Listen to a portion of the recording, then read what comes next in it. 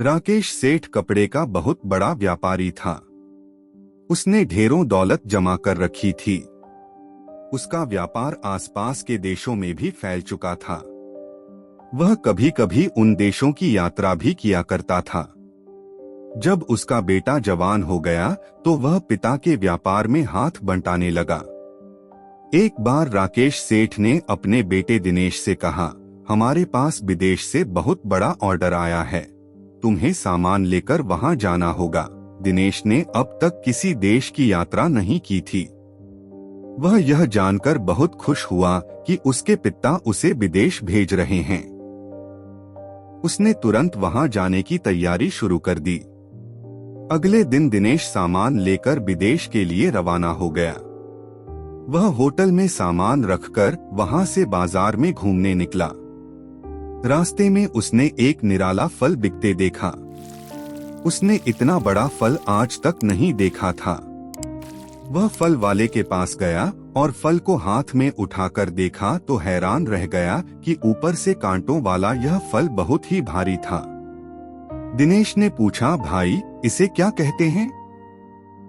फल वाला हंसते हुए बोला, साहब इसे कटहल कहते हैं। दिनेश ने कटहल को सूंघकर देखा तो उसे कटहल की खुशबू अच्छी लगी। वह सोचने लगा कि यदि इस कटहल की खुशबू इतनी अच्छी है तो स्वाद कितना अच्छा होगा। परंतु मन ही मन दिनेश यह सोच रहा था कि इतना बड़ा फल बहुत महंगा होगा। उसने फल वाले से पूछा, भाई कटहल कितने का है?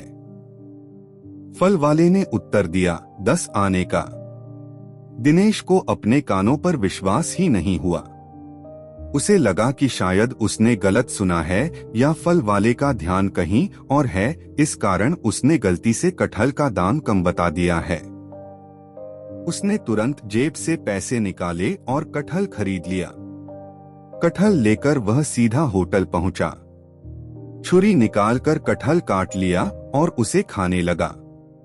उसे कटहल का स्वाद बहुत अच्छा लग रहा था, इस कारण आधे से अधिक कटहल उसने खा लिया।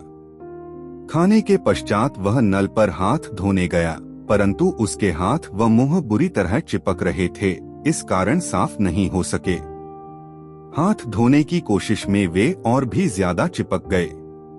उसने हाथों को बार बार साबुन से रगड़ा परंतु वे साफ नहीं हो रहे थे। उसने देखा कि कटहल का रस कपड़ों पर लग गया है। उसने कपड़ों को नैपकिन से साफ करने की कोशिश की, परंतु नैपकिन कपड़ों से चिपक गया। वह अकेला था, इस कारण समझ नहीं पा रहा था कि क्या करे। वैसे भी दिनेश अपने घर से पहली बार अकेला निकला था, इस कारण थोड़ा घबरा रहा था। उसने सोचा कि होटल के मालिक या किसी नौकर से पूछ लूं कि इसे कैसे साफ किया जाए। दिनेश कमरे से बाहर निकलकर ज्यों ही किसी के सामने पड़ा, वह व्यक्ति खुर्रम को देखकर हंसने लगा। दिनेश की हिम्मत ही नहीं हुई कि वह किसी से कुछ पूछे। वह चुपचाप होटल के बाहर निकल गया। बाहर तेज हवा चल रही थी। सड़क के पत्ते उड़कर दिनेश के कपड़ों पर चिपकने लगे। उसकी मूंछों के बाल भी चिपककर अजीब से लग रहे थे। हवा के साथ धूल मिट्टी, कागज, पंख आदि उसके कपड़ों व हाथों में चिपकते जा रहे थे। वह जिधर से निकलता उधर से लोग उसे देखकर हंसने लगते। उसका चेहरा भी धूल चिपकने से गंदा लगने लगा था। कुछ लोग उसे पागल समझकर उसके पीछे चलने लगे। दिनेश को समझ में नहीं आया कि वह क्या करे। वह चुपचाप एक दुकान में घुस गया और एक कोने में छिपने का प्रयास करने लगा। संयोग से वह दुकान एक सर्राफ की थी। वहां ग्राहकों को दिखाए गए आभूषण एक मेज पर रखे थे। दिनेश उस मेज से टकरा गया और कुछ आभूषण उछलकर उसके कपड़ों से जा चिपके। जो ही दिनेश छिपने का प्रयास करने लगा, दुकान मालिक की निगाह उस पर गई। उसने चोर चोर कह कहकर शोर मचा दिया। दुकान के नौकरों ने दिनेश को पकड़ लिया। भीड़ इकट्ठी हो गई। पुलिस को खबर दी गई। दिनेश ने लाख समझाया कि उसने चोरी नहीं की है, परंतु उसके कपड़ों पर चिपके आभूषणों के कारण किसी को विश्वास नहीं हुआ। उसे पुलिस के हवाले कर दिया गया। पुलिस ने दिनेश से चोरी का कारण जानना चाहा तो उसने विस्तार से कटहल खाने की पूरी बात उन्हें बता दी।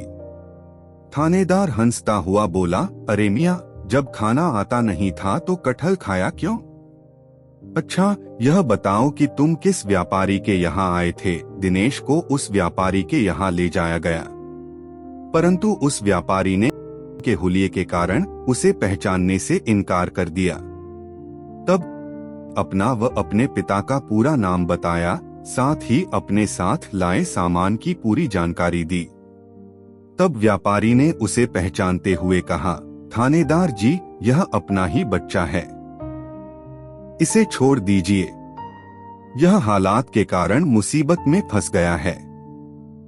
अब दिनेश बोला, पहले मुझे इस मुसीबत से छुटकारा दिलाइए। व्यापारी ने दिनेश को बदलने के लिए कपड़े दिए, उसका चेहरा व हाथ पैर साफ करवाए, फिर उसकी अच्छी खातिरदारी की और कहा, बेटा याद रख, किसी भी नई चीज को आजमाने से पहले उसकी थोड़ी जानकारी अवश्य ले लेनी चाहिए।